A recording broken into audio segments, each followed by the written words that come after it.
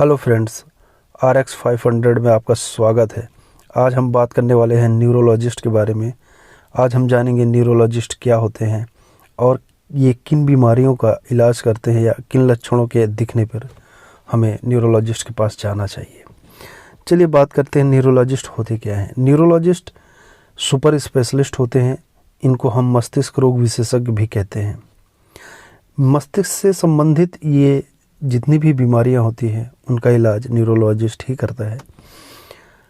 इसके बाद हम बात करते हैं कि ऐसे कौन से लक्षण अगर शरीर में दिखाई दें तो हमें न्यूरोलॉजिस्ट के पास जाना चाहिए।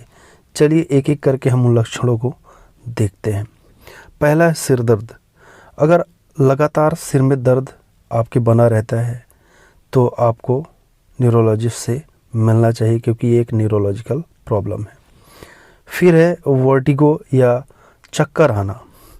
चक्कर आने की शिकायत बहुत लोगों को होती है। उसके बाद है गर्दन में दर्द या सर्वाइकल पेन, जिसको हम बोलते हैं कि जो गर्दन की हड्डी होती है वहाँ हमें पेन रहता है, गर्दन को घुमाने में, इन चीज़ों में परेशानी होती है। उसके बाद है हाथ या पैरों में झुनझुनी सी रहती है, झुनझुनाहट सी बनी रहती है। उसके बाद या कभी कभी देखा जाता है कि हाथ और पैर में सुन्नपन भी होता है। शून्य या सेंसेशन नहीं फील होता, या फिर बोल सकते हैं कोई अनुभव नहीं होता, सुन्नपन हो जाता है। ये भी एक न्यूरोलॉजिकल डिसऑर्डर है। इसके बाद है हाथ और पैरों में जलन होना। हाथ और पैरों में जलन की शिकायत भी बहुत लोगों को होती है। हाथ पैर में जलन के अलावा अगर आपके हथेली और तलवों में भी अगर जलन होती है तो ये भी एक न्यूरोलॉजिकल प्रॉब्लम है। इसको लेकर भी जल्द से जल्द न्यूरोलॉजिस्ट से आपको मिलना चाहिए। फिर बात करते हैं मिर्गी की। मिर्गी या एपिलेप्सी भी इसे कहा जाता है। मिर्गी ज़्यादातर आप लोग सब जानते होंगे कि मिर्गी क्या होता है।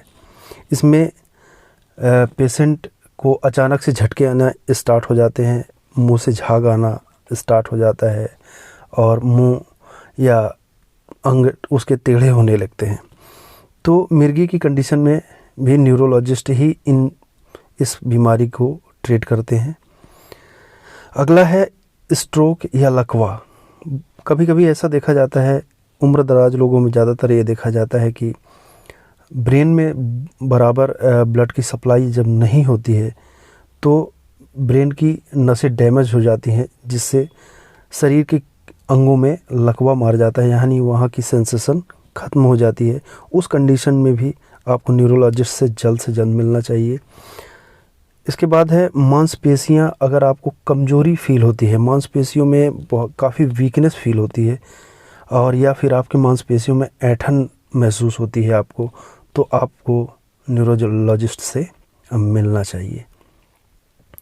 इसके बाद अगर आपके कमर में दर्द रहता है या आपके एक पैर में दर्द रहता है तो उस कंडीशन में, इस कंडीशन को वैसे ज़्यादातर हम साटिका के नाम से जानते हैं। तो इसमें प्रॉब्लम होती है कि साटिक नर्व कंप्रेस होने की वजह से ये प्रॉब्लम होती है। तो इस कंडीशन में भी आपको न्यूरोलॉजिस्ट से मिलना चाहिए, क्योंकि ये नर्व्स की प्रॉब्लम होती है।